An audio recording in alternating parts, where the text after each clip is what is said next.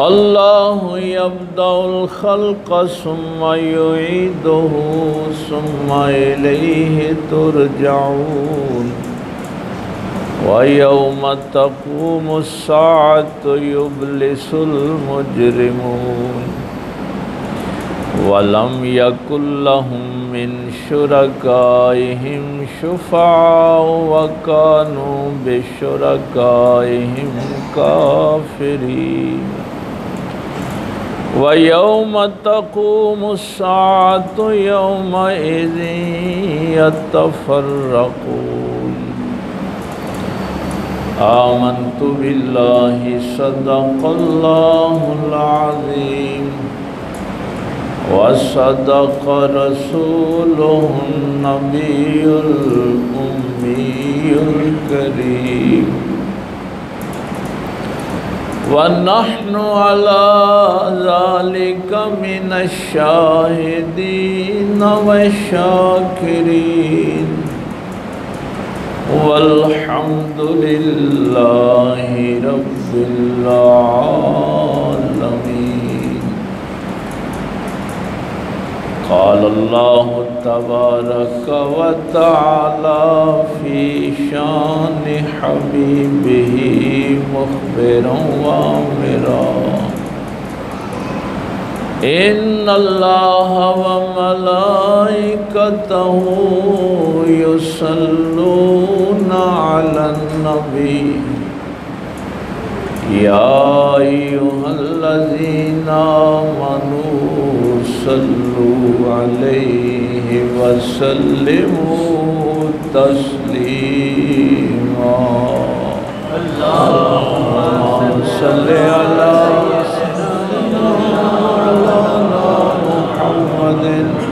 وعلى آل سيدنا مولانا محمد وبارك وسلم اللهم صل على سيدنا مولانا محمد وعلى آل سيدنا مولانا محمد وبارك وسلم اللهم صل على سيدنا مولانا محمد وعلى آل سيدنا مولانا محمد وبارك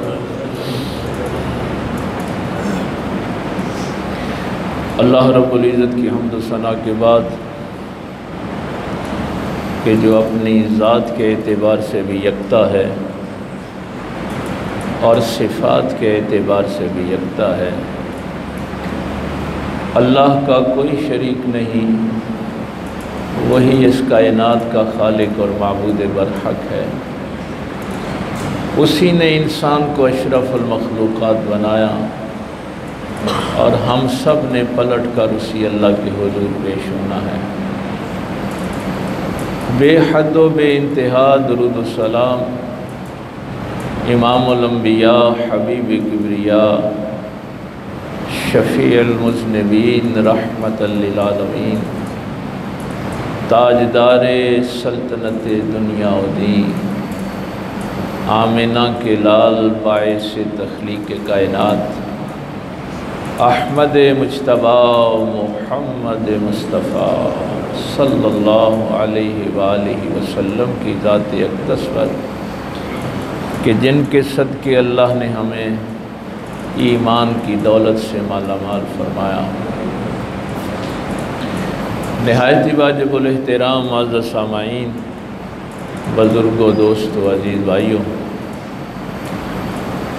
سورہ روم کا ہمارا درس جو ہے وہ جاری تھا۔ درمیان میں یہ محرم الحرام کے چند خطبات جو ہیں وہ اور موضوع پہ ہوئے، تو یہاں سے ہم نے سورہ روم کا درس جو ہے وہ چھوڑا تھا کہ اللہ یبدأ الخلق ثم یعید ثم الیہ ترجعون، یعنی جب لفظ اللہ آئے تو تمہارے ذہن میں سب سے پہلے تصور کیا آنا چاہیے؟ کون اللہ؟ کس اللہ کی معرفت، کس کی پہچان؟ یبدأ الخلق، یہاں یہ بھی ہو سکتا تھا کہ جس نے مجھے پیدا کیا، لیکن یہ نہیں ہے۔ یبدأ الخلق، جس نے پہلے پہل مجھے پیدا کیا۔ اس میں اللہ کی خاص معرفت ہے، خاص پہچان ہے۔ ایک ہوتا ہے کسی مثال کو دیکھ کے کوئی چیز بنانا، ایک ہے بغیر مثال دیکھے کوئی چیز بنانا۔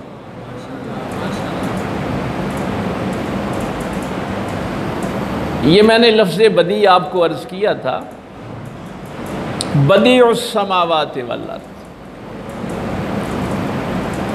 جس نے پہلے پہل زمینیں بنائیں اور آسمان بنائے۔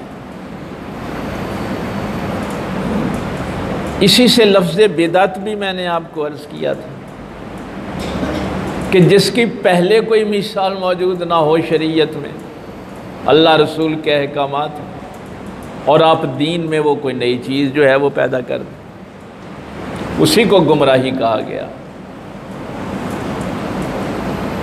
تو اللہ کا جو بنیادی تصور ہے تمہارے ذہن میں وہ یہ ہونا، جب بھی آپ لفظ اللہ کہیں تو آپ کے ذہن میں فوری طور پہ جو معرفت آئے وہ یہ کہ جس نے مجھے پیدا کیا ہے۔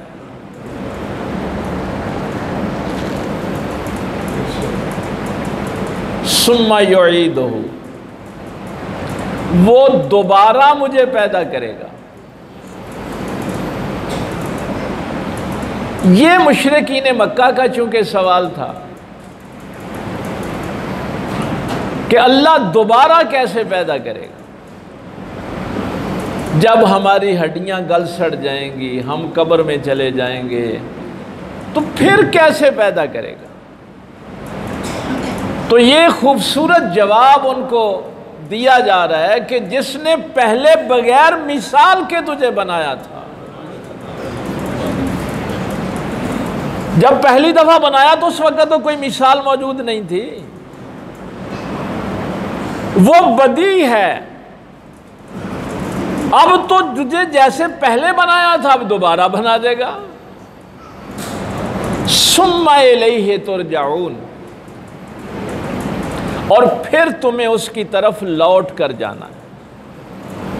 یہ 3 مرحلے ہیں، پہلے مجھے پیدا کیا، پھر موت آئے گی، موت کے بعد وہ پھر مجھے زندہ کرے گا،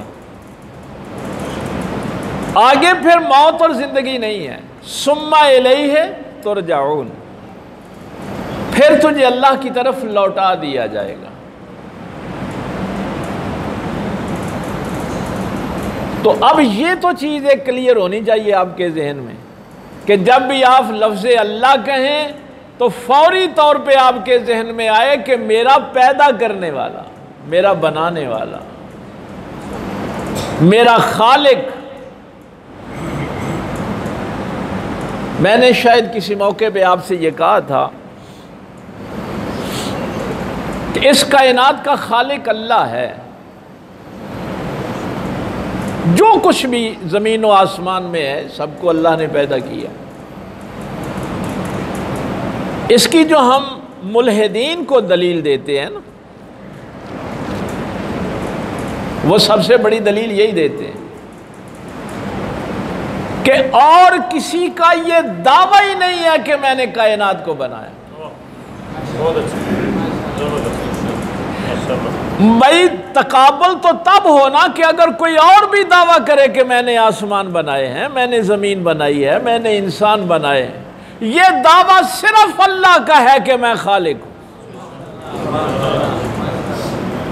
اور یہ بھی میرے خالق کی جلالت ہے کہ بڑے بڑے جھوٹے خدا پیدا ہوئے لیکن کسی میں یہ جرت نہیں ہے کہ وہ کہے کہ میں نے زمین ایک بالشت برابر بھی بنائی ہے۔ کوئی یہ نہیں کہہ سکتا کہ میں نے اس کائنات میں سے کسی چیز کو خلق کیا ہے۔ وَيَوْمَ تَقُومُ السَّاعَةُ، یبلس المجرمون۔ اور جب ہم قیامت کے دن کھڑا کریں گے، الیہ ترجعون، اب سمجھ میں آ گیا نا، اب اللہ نے مجھے پیدا کیا، مجھے موت دے گا، اس موت کے بعد پھر زندہ کرے گا، تو اس کے بعد پھر کیا ہے؟ الیہ ترجعون، اللہ کی طرف ہم سارے لوٹ جائیں گے۔ تو جب اللہ کی طرف لوٹ جائیں گے تو وہ کیفیت ہے وَيَوْمَ تَقُومُ السَّاعَةُ، جہاں یہ نہیں کہا کہ ہم قیامت والے دن زندہ کریں گے، کھڑا کریں گے۔ یبلس المجرمون، تو مجرم جو ہیں وہ مایوس ہو جائیں گے۔ اس کا بھی میں نے آپ کو ابتدائی چیزیں عرض کر دی تھیں، پتہ نہیں آپ کے ذہن میں رہیں یا نہیں رہیں، کہ ابلاس جو ہوتا ہے عربی زبان میں، وہ انتہائی خوف کے بعد جو غم لاحق ہوتا ہے اس کو ابلاس کہتے ہیں۔ مثلاً میں ایک سادہ مثال سے آپ کو عرض کر دوں کہ جب آپ کسی شخص کے خلاف اتنے دلائل کام، قاری صاحب آپ آگے تشریف لے آیا کریں نا، اب ہمارے امام مسجد آگے تشریف لے، کسی شخص کے خلاف اتنے دلائل قائم کر دیں کہ اس کے پاس اب کوئی جواب نہ ہو، وہ بولنے کے قابل نہ رہے، تو اس وقت جو غم ہوتا ہے وہ مایوسی کا غم ہوتا ہے۔ آپ اپنے بچے سے کہتے ہیں کہ کل سیالکوٹ گئے تھے، وہ کہتے ہیں نہیں گئے، آپ کھڑے کھڑے دلائل قائم کر دیتے ہیں، تو فلاں دکان پہ تھا، فلاں دوسرا بچہ تیرے ساتھ تھا، میں نے فلاں کیمرے میں دیکھا ہے دکان پہ۔ تو اب جب آپ دلائل کھڑے کر دیں گے نا تو اس کے پاس بولنے کی اب طاقت نہیں رہے گی۔ تو فرمایا کہ قیامت والے دن ہم ان مجرموں کے خلاف جب دلائل کام کریں گے، قرآن کریم نے کہا ہے نا، اقرا کتابک، پڑھ اپنی کتاب، نامہ اعمال سامنے رکھیں گے، پڑھ اپنی کتاب۔ جب وہ ایک ایک چیز دیکھے گا، یہ تو میں نے بڑا چھپ کے گناہ کیا تھا، یہ سازش تو میں نے بڑے اندھیرے میں کی تھی، یا پھر وہ سورہ یاسین والا، الیوم نختم علی افواہہم وتکلمنا ایدیہم وتشہد ارجلہم بما کانوا یکسبون، یہ ہاتھ خلاف گواہی دیں گے، پاؤں خلاف گواہی دیں گے۔ بھائی یہ سارے دلائل جب انسان کے خلاف اکٹھے ہو جائیں گے قیامت والے دن تو کیا کرے گا؟ پھر مایوسی ہوگا نا، اب کیا کروں؟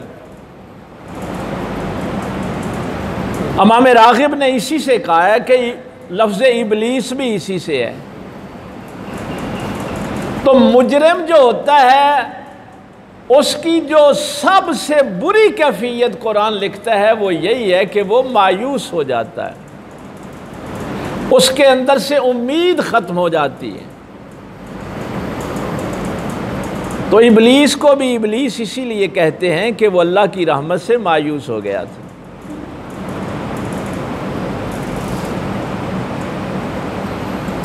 یہ بات میں نے رمضان المبارک سے آپ کے سامنے عرض کر رہا ہوں۔ ایک تو یہ تعارف اللہ کا ہر وقت آپ کے ذہن میں رہے، جب آپ کو یہ پتہ ہوگا نا کہ میرا پیدا کرنے والا اللہ ہے، میرا خالق اللہ ہے، اس کا علم تو آپ کو ہو نا، تو بہت سے جرموں سے آپ بچ جائیں گے۔ اور پھر یہ جو مرنے کے بعد والی زندگی جس میں آپ کو کھڑا کر کے اس زندگی کا حساب لیا جائے گا، بہت سے جرموں سے آپ رک جائیں گے۔ میں ایک چیز رمضان المبارک سے لے کے آج تک آپ کے سامنے رکھ رہا ہوں کہ تمام عبادتوں کا مقصد کیا ہے؟ تقوی۔ بھائی روزے بھی رکھے تھے کہ تقوی مل جائے، قربانی کی تقوی مل جائے، نماز پڑھی تقوی مل جائے، لیکن تقوی مل نہیں رہا۔ یہ سوال ہے نا کہ عبادت تو کر رہے ہیں لیکن تقویٰ نہیں مل رہا۔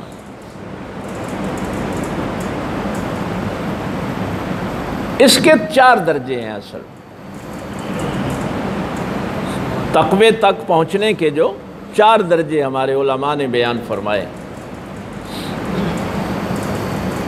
سب سے پہلا درجہ جو ہے وہ علم ہے۔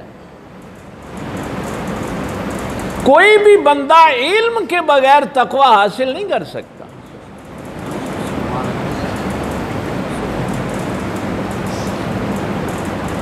اب ایک وقت تھا ہمارا جو دور تھا بچپنے کا، اس وقت پڑھانے والے بھی اللہ کے لیے پڑھاتے تھے، پڑھنے والے بھی اللہ کے لیے پڑھتے تھے۔ وہ علم جو آپ اللہ کی معرفت حاصل کرنے کے لیے پڑھتے ہیں، آپ ماشاءاللہ دور دراز سے سفر کر کے آتے ہیں، اب ذہن میں یہ ہوتا ہے کہ ہم اللہ کی معرفت کا علم حاصل کریں، اس قرآن کی کوئی آیت سیکھ لیں کہ ہمیں اپنے اللہ کی پہچان۔ قرآن کریم نے کیا کہا؟ یہ موضوع بہت لمبا ہے لیکن میں چونکہ چاروں پہ تھوڑی سی بات عرض کر دینا چاہتا ہوں کہ یہ معرفت مل کیوں نہیں رہی۔ قرآن کریم نے سوال اٹھایا ہے، هل يستوي الذين يعلمون والذين لا يعلمون، کیا علم رکھنے والے اور علم نہ رکھنے والے برابر ہو گئے؟ مولا علی سرکار اس کی جو وضاحت فرمایا کرتے تھے کہ جیسے تمہارا ظاہر ہے ویسے ہی تمہارے اندر کی یہ حواس خمسہ جو آپ کے ظاہر کے ہیں نا، آنکھیں ہیں، کان ہیں، یہ جتنے بھی حواس خمسہ ہیں، یہ آپ کے اندر بھی 5 حواس ہیں، جیسے ظاہر کے ہیں ویسے ہی باطن کے ہیں۔ تو مولا علی سرکار فرمایا کرتے تھے کہ یہ جو تیرا ظاہری جسم ہے اس کی 2 ہی کیفیتیں ہوتی ہیں، یا تو یہ جسم زندہ ہے یا مردہ ہے، تیسری تو کوئی کیفیت نہیں ہے نا۔ یہ ظاہری جسم یا زندہ ہے یا مردہ ہے۔ تو مولا فرمایا کرتے تھے اسی طرح تیرے اندر کی بھی 2 ہی کیفیتیں ہیں، یا تیرا باطن زندہ ہے یا مردہ ہے۔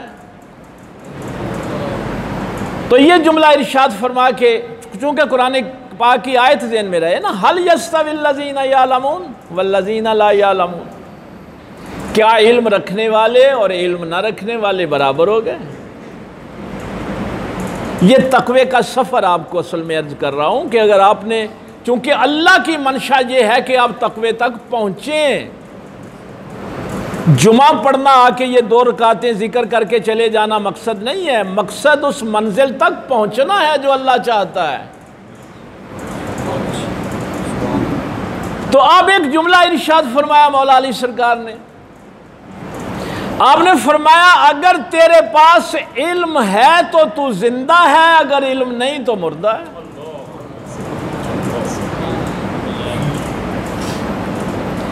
اگر علم ہے تو زندہ ہے، اگر علم نہیں ہے تو مردہ ہے۔ یہ قرآن کہہ رہا ہے هل يستوي الذين يعلمون والذين لا يعلمون، کیا علم رکھنے والے اور علم نہ رکھنے والے برابر ہو گئے؟ وما يستوي الأعمى والبصير، دیکھنے والا اور اندھا برابر نہیں ہوتے، زندہ اور مردہ برابر نہیں ہوتے۔ جس کے پاس اللہ کی معرفت کا علم ہے اور جس کے پاس نہیں ہے وہ دونوں برابر کیسے ہو گئے؟ یہ کیسے ممکن ہے کہ وہ دونوں برابر ہو جائیں؟ تو اب یہی کیفیت ہے کہ یا ہم اندرونی طور پہ زندہ ہیں یا مردہ ہیں۔ اگر اللہ کی معرفت دل میں ہے تو زندہ ہیں، اگر اللہ کی معرفت نہیں ہے تو مردہ ہے۔ اب اپنا اپنا ہم محاسبہ کر لیں کہ ہم کون سی زندگی گزار رہے ہیں، اللہ کی معرفت والی یا اللہ کی نافرمانی والی۔ مولانا روم نے یہاں ایک جملہ لکھا تھا کہ یہ جو ظاہری جسم ہے نا، یہ 2 ہاتھ ہیں، 2 آنکھیں ہیں، 2 پاؤں ہیں، ہم چل پھر رہے ہیں، تو مولانا روم فرمایا کرتے تھے کہ اس ظاہری جسم کو انسان نہیں کہتے. یہ جو تیرا ظاہری جسم ہے نا، اس کو انسان نہیں کہتے.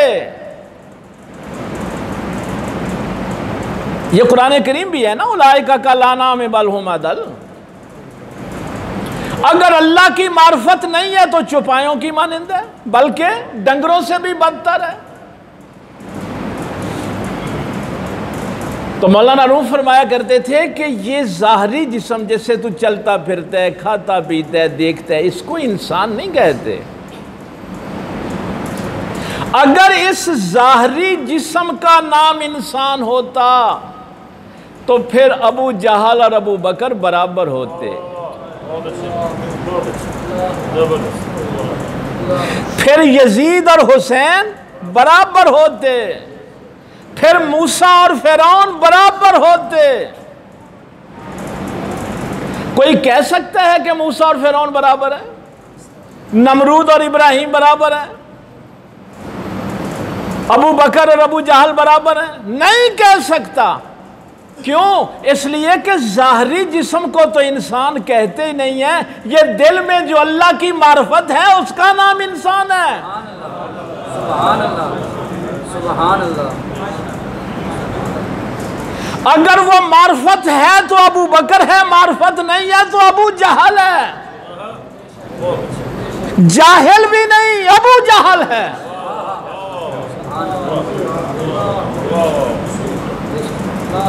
کیا فائدہ ہے زندگی کا؟ اس لیے قرآن کریم کی آیت ہمیشہ ذہن میں رکھا کریں. اب علم کا کوئی فائدہ نہیں اگر اس پہ عمل نہیں ہے. یہ تو درجہ علم کا تھا نا، بلکہ وہ امام غزالی نے بھی اس پہ لکھا ہے، امام فخر الدین رازی نے بھی لکھا ہے. ان ساری چیزوں کو، قرآن کی ان آیات کو، ائمہ کے اقوال کو اکٹھا کر کے انہوں نے جو ترتیب دی ہے اس کو، تمام دنیا مردہ ہے سوائے ان لوگوں کے جن کے پاس علم ہے. تمام علم والے سوئے ہوئے ہیں سوائے ان کے جو عمل کرتے. تمام علم والے سوئے ہوئے ہیں سوائے ان کے جو علم پہ عمل کرتے ہیں، اور تمام عمل کرنے والے خطرے میں ہیں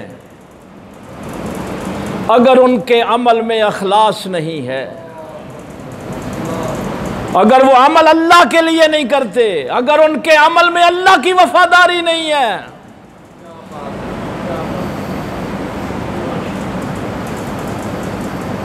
علم، عمل، اخلاص، اس کے بعد ہے تقوی کی منزل. یہ جو تقوی مل نہیں نہ رہا، اس راستے پہ ہم نہیں چلے. الا للہ الدین الخالص. اور بھائی آپ کو بھی، آپ بازار جاتے ہیں تو کیا کہتے ہیں؟ دودھ خالص ملے نا، دالیں خالص ملے، گھی خالص ملے. اور اگر آپ کو کوئی ملاوٹ والی شے دے دے تو آپ کو غصہ آتا ہے. آپ اپنے لیے تعلق بھی خالص چاہتے ہیں اور خالق کے لیے ملاوٹ والا. بھائی یہ بھی تو دیکھیں، یہ کوئی دیانتداری تو نہیں ہے نا کہ میں اپنے لیے تو ہر چیز خالص چاہوں، اور جب میرے خالق کی باری آئے تو پھر ملاوٹ والی نمازیں، ریاکاری والی، دکھاوے والی. کسی کو کچھ صدقہ خیرات دیا ہے تو وہ بھی ریاکاری کے لیے. اگر یہاں بیٹھ کے تقریر کی ہے تو وہ بھی کہ لوگ واہ واہ کریں. اللہ کے لیے لائلٹی جو ہے، وفاداری جو ہے، وہ کہاں گئی؟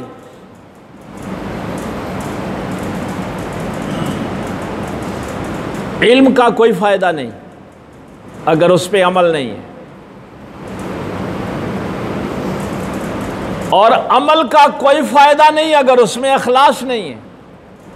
جو کریں اللہ کی رضا کے لیے، جو بھی چھوٹا بڑا عمل، اس کا درجہ جب تک اخلاص کا نہیں ہوتا، اور اخلاص کا جو سب سے بڑا درجہ ہے نا وہ سورہ فاتحہ کے اندر ہے، ایاک نعبد و ایاک نستعین۔ یہ وہ حسر ہے جس حصار آپ کھینچ لیتے ہیں کہ مولا کریم صرف تیری ہی عبادت کروں گا اور تجھ ہی سے مدد چاہوں گا، کسی اور طرف دیکھوں گا بھی نہیں۔ ہماری وفاداری ہمارے اللہ کے ساتھ نہیں رہی،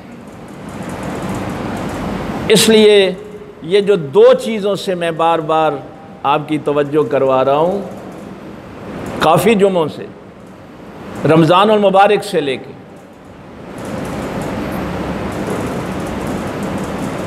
کہ لالچ اور خود غرضی، یہ دو چیزیں کبھی آپ کو نیک نہیں بننے دیں گے۔ بھائی علم حاصل کریں، اس علم پہ عمل کریں، اس عمل میں اخلاص ہو، اخلاص کے بعد تقوی میں آپ اپنا قدم رکھیں، لیکن رکاوٹ ہے لالچ اور خود غرضی۔ ابھی آپ نے جب یہ بات ہم کہتے ہیں نا تو لوگوں کو سمجھ بھی نہیں آتی، کیونکہ گرد و غبار ہی اتنا اڑا ہے کہ وہ جو ہمارا فطرت کا شفاف آئینہ تھا نا، اس پہ اب گرد جمی ہوئی ہے، حقیقتیں نظر ہی نہیں آتی۔ اب ہمیں حقائق نظر نہیں، ہم جب کسی سے کہتے ہیں نا کہ لالچ اور خود غرضی سے بچو، برباد ہو جاؤ گے اس دنیا میں بھی اور آخرت میں بھی۔ اب ایک بندہ، اس کی کوئی دکان ہے، کپڑے کی دکان ہے، وہ اپنے بچے کو یہ ہر روز تربیت دیتا ہے کہ تم نے ناقص کپڑا کیسے ٹریپ کر کے دھوکہ دے کے کسی کو بیچنا ہے۔ اب اس بچے سے وہ توقع رکھ رہا ہے کہ وہ میرا وفادار ہوگا، جس کی ٹریننگ آپ لالچ اور خود غرضی پہ رکھ رہے ہیں۔ ابھی اس ہفتے کا جو ٹاپ ٹرینڈ ہے میڈیا پہ، وہ ڈاکٹر شاہد کا قتل ہے نا، نہیں تو آپ جا کے ذرا سوشل میڈیا پہ دیکھیں۔ جب آپ اپنی اولاد کی تربیت ایثار اور قربانی پہ نہیں رکھتے بلکہ لالچ اور خود غرضی پہ رکھتے ہیں، اب اس کا قاتل پکڑا نہیں جا رہا تھا، اتنا بڑا آدمی بھائی قتل ہو گیا، مارا گیا۔ پرسوں خبر آئی کہ بیٹے نے قتل کروایا، بیٹا قاتل نکلا اور 5 کروڑ روپے دیے قاتل، 5 کروڑ دیے۔ اس لیے میں نے آپ سے کہا تھا کہ اس لالچ کی زد میں اگر ماں باپ بھی آ جائیں تو پھر بندہ ان کی بھی حیا نہیں کرتا، اس لالچ کی زد میں بھائی آ جائیں تو بندہ ان کی بھی پھر حیا نہیں کرتا۔ یہ جو آج آپ کل دیکھ رہے ہیں نا معاشرے میں کہ اللہ نے جو فطرت بتائی تھی، ہم نے اس فطرت کو، اس علم کو، اس معرفت کو چھوڑ کے شیطان کی معرفت اختیار کی۔ اب دیکھیے ظاہری شکل و صورت کا جو میں آپ سے کہہ رہا تھا، بچے نے ظاہری شکل و صورت بڑی نیکوں والی بنائی ہوئی ہے، باپ کا جنازہ بھی خود پڑھایا، اور یہ جو اونچی آواز میں پڑھتے ہیں جنازہ ان میں سے تھا، اور رو رو کر لمبی لمبی دعائیں۔ اب پتہ چلا ظاہری شکل و صورت کو انسان نہیں کہتے۔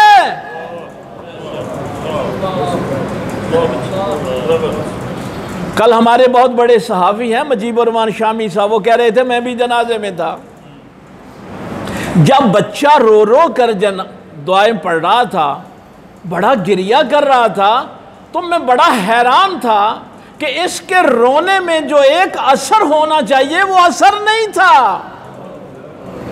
اور بھائی جب قاتل جنازہ پڑھائے گا تو دعا میں خاک اثر ہوگا۔ ظاہری شکل و صورت تو بنا دی، شلوار بھی اونچی اٹھا لی گھٹنوں سے، ظاہری شکل و صورت بنا لی، بچہ بڑا دینی ہے، جنازہ باپ کا خود پڑھائے گا، لیکن لالچ ایسا ہے، یہ جو سورہ فجر میں نے شاید آپ کو جب سورہ فجر کا لیکچر ہوا تھا اس میں اللہ تعالیٰ نے کیا فرمایا کہ پھر ایسی اولادیں پیدا کرتے ہو جو تمہارے مرنے کا انتظار کرتی ہیں کہ کب ہمارے ماں باپ مریں اور ہم ان کی جائیداد کے وارث بنیں۔ یہ آپ کو بتایا تھا میں نے، یہ سورہ فجر گھر جا کے پڑھنا آپ کو۔ وَتَأْكُلُونَ التُّرَاثَ أَكْلًا لَمًّا وَتُحِبُّونَ الْمَالَ حُبًّا جَمًّا۔ تو یہ اللہ تعالیٰ نے اچھا یہ پکڑا بھی ایسے گیا، یہ ہمارے داتا دربار کا جو پولیس اسٹیشن ہے اس کا ایس ایچ او کو کہتا ہے کہ میں نے جا کے جب اس سے مصافحہ کیا نا تو میں نے ظاہر ظاہری شکل و صورت اس نے بڑی مومنوں والی بنائی ہوئی تھی نا، بڑا نیک تھا، تسبیح وغیرہ پھیرتا تھا، تو دعائیں بھی اس نے لمبی لمبی یاد کی ہیں، جو آپ کو تانا دیتے ہیں نا آپ جنازہ چھوٹا پڑھتے ہیں، ہم تو بڑا لمبا جنازہ پڑھتے ہیں، یہ ہے لمبے جنازوں کا حال۔ تو اس نے کہا، میں نے کہا تو نے وہ سی آئی ڈی کی پکچرز تو دیکھی ہوں گی، اس میں اکثر بیٹے باپ کے قاتل ہوتے ہیں اور پیچھے وجہ جائیداد ہوتی ہے۔ تو وہ کہتا ہے، ایس ایچ او کہتا ہے جب میں نے یہ جملہ کہا تو اس کا ہاتھ کانپنا شروع ہو گیا۔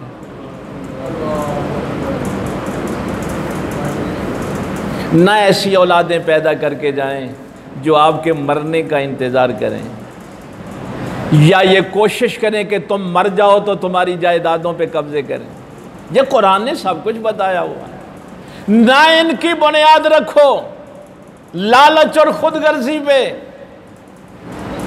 ان کو بتاؤ جس اللہ نے پیدا کیا ہے وہ پھر زندہ کرے گا اور اس کی طرف پلٹ کر جانا ہے، زندگی کا حساب دینا، اور وہاں مایوسی نہ ہو۔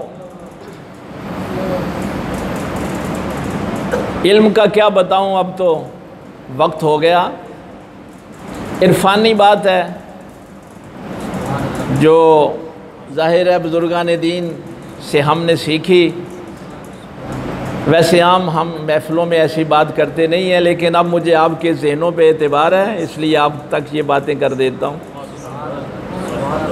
اتنی سی ملاوٹ بھی برداشت نہیں کرتے تھے۔ آپ میں سے بھی کچھ لوگوں کو شوق ہوتا ہے نا دم کرنے کا، بھائی ہمارے پاس یہ صلاحیت آ جائے کہ ہم کسی کو دم کریں، تو کچھ لوگ تو مرید ہی اس لیے ہوتے ہیں کہ ہمیں بھی اجازت مل جائے، ہمارا دم درود چل جائے، لیکن اللہ کے ولی پوچھتے ہیں، بھائی ہاں دم کیوں سیکھنا چاہتا ہے؟ بھائی میں بھی دم کروں، لوگوں کو بیماریوں سے شفا ملے، ان کے کاروبار چلیں، تو پھر وہ مسکرا کے کہتے ہیں اس کا مطلب ہے کہ طلب اللہ تو نہیں؟ بھائی تیرے دل میں اللہ کی طلب تو نہیں ہے، کیوں مرید ہونا چاہتا ہے؟ بھائی مرید تو وہ ہو جس کی طلب اللہ ہو۔ ایک شخص نے کہہ دیا، اب وقت ہو گیا، بس جلدی جلدی یہ 2-3 جملے سن لیں۔ ایک شخص نے کہہ دیا میں اللہ کی محبت کے لیے بیعت ہونا چاہتا ہوں۔ فرمایا یہ بھی 2 چیزیں ہیں، ایک اللہ ہے ایک محبت ہے۔ اس کا مطلب ہے کہ اللہ کے لیے تو اب بھی بیعت نہیں ہونا چاہتا۔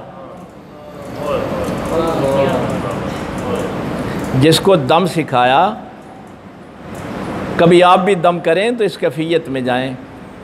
فرمایا کبھی ہم بتائیں نا کہ سورہ فاتحہ پڑھو، آخر والے قل واللہ قل اعوذ برب الفلق قل اعوذ برب الناس پڑھ کے کسی کو دم کرو، یہ میں خالص لائلٹی جو ہے اللہ کے لیے، اللہ کی جو وفاداری ہے وہ آپ کو بتانے لگا ہوں کہ یہ کیا ہوتی ہے، عرفانی زبان میں اللہ کی وفاداری کیا ہوتی ہے۔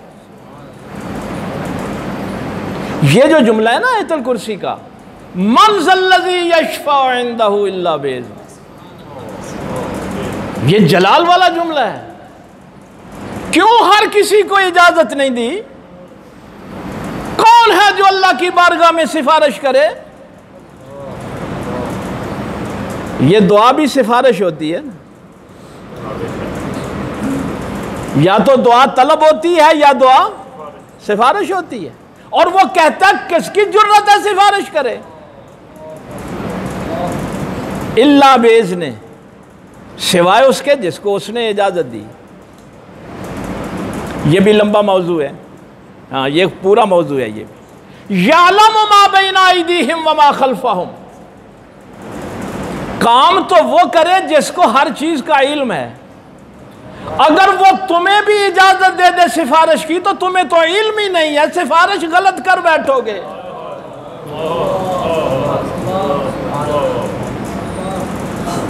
کیوں اجازت نہیں دیتا؟ اس لیے کہ تمہیں علم نہیں ہے. کئی دفعہ کہتے ہو یا اللہ ہمیں بیٹا دے، وہی بیٹا تمہارے پھانسی کا سبب بن جائے، کہتے ہو مولا یہ نعمت واپس لے لے. علم نہیں تھا نا. سفارش اب ذرا بس سارا سمیٹ کے اگر آپ کو رسول اللہ کی عظمت کا پتہ چل جائے، کون ہے تم میں سے جو سفارش کر سکے؟ کس کی جرت ہے اس کی بارگاہ میں سفارش کرے؟ اس لیے کہ اس کو تو سب علم ہے، تمہیں علم نہیں ہے. اللہ باذن، سوائے اس کے وہ سفارش کرے جسے اس نے اجازت دی ہے. اس لیے کہ وہ اسے اجازت دیتا ہے جس سے اس کا علم چھلکتا ہے.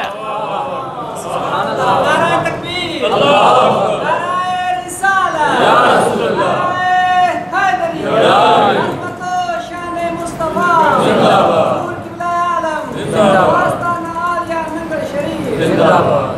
تمہاری مرضی کا سفارشی نہ ہو، اس کی مرضی کا سفارشی ہو.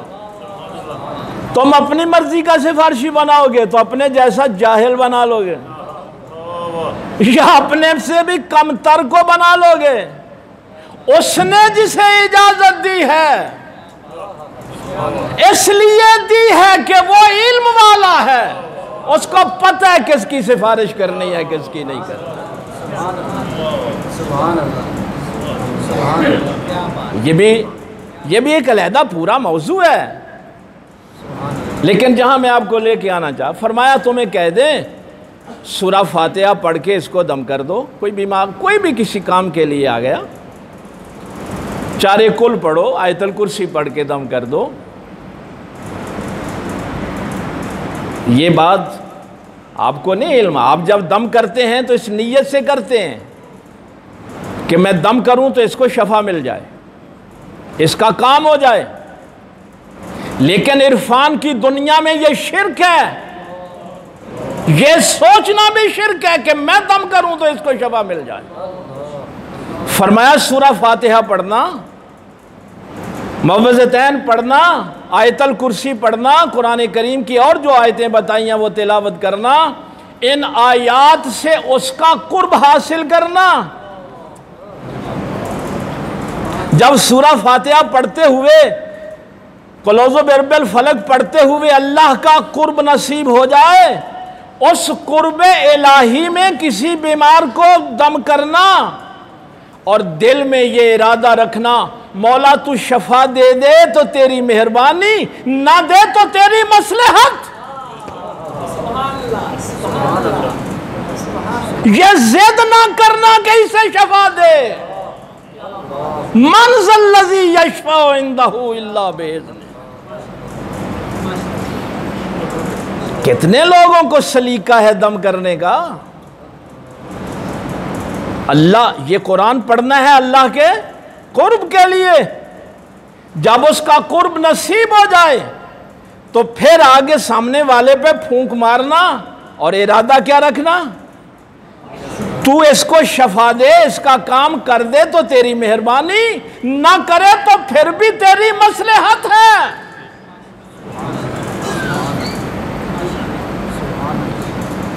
اس لیے ہر کسی کو سفارش کی اجازت نہیں دی. اب سمجھے یہ وفاداری کیا ہے؟ اللہ کے ساتھ وفاداری. یہ علم، عمل، اخلاص، پیور وفاداری، جو بھی کام کریں اپنے اللہ کی رضا کے لیے کریں، اس میں کوئی لالچ نہ ہو، کوئی حسد نہ ہو، کوئی بغض نہ ہو۔ مت اپنی اولادوں کی یہ تربیت کریں، یہ دنیا اکٹھی کرتے کرتے پتہ نہیں ہم نے اپنے گھر برباد کر لیے، معاشرے برباد کر لیے۔ میں نے کئی دفعہ آپ سے کہا، یقین جانیے اللہ کے گھر میں بیٹھا ہوں، مجھے حضرت ابو بکر صدیق رضی اللہ تعالیٰ عنہ کی اس دعا نے بڑا فائدہ دیا، میری زندگی بڑی آسان ہوئی۔ جب بھی دعا کرتے کہتے مولا بس جو میری ضرورت ہو وہ پوری کر دیا کر، مجھے اتنی دولت نہ دینا کہ میں تجھ سے غافل ہو جاؤں، جو مجھے تیری راہ سے گمراہ کر دے وہ دولت مجھے عطا ہی نہ کرنا، اس لیے کہ میں نے اپنے خالق کے حضور پیش ہونا ہے، اس کے سامنے زندگی کا حساب دینا۔ تو تقوی کے لیے یہ چاروں منزلیں ذہن میں رہیں۔ پہلے تو آپ اللہ کی معرفت کا علم حاصل کریں، اس علم کے مطابق عمل کریں، اس عمل میں اخلاص پیدا کریں، اور وہ اخلاص آپ کو تقوی کے دائرے میں لے جائے گا۔ اللہ عمل کی توفیق دے۔ وآخر دعوانا